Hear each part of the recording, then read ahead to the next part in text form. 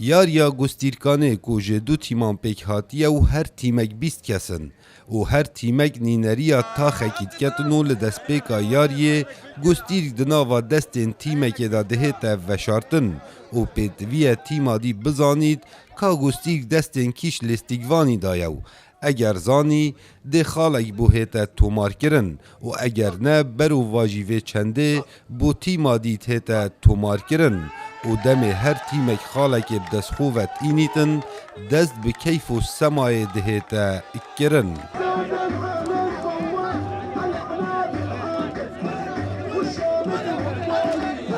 احنا يرموك والصناعة سوا ام تاخا يرموك و تاخا پیش سازیه به یک تیم ما بشتاری کریه و هر شب ام لگل تیمه که ویاریه دکن و هر شبکه ام لتاخه که موصلینه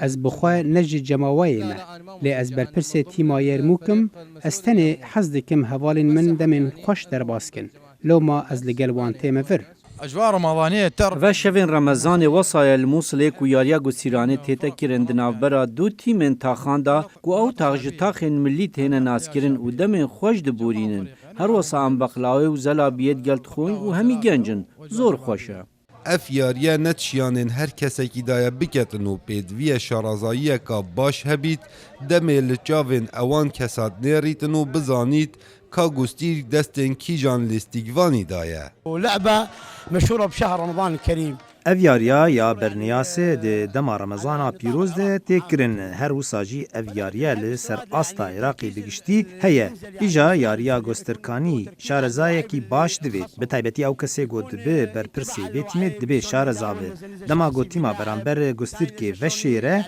ew kesaya dibe ji dîm û çavê wan bizanin یاریا گستیرکانه هر جکوین داد ناوا جواکی عراقی دا هبویا لوما باجار موصل جیجه اوه چنده به بهر نبویا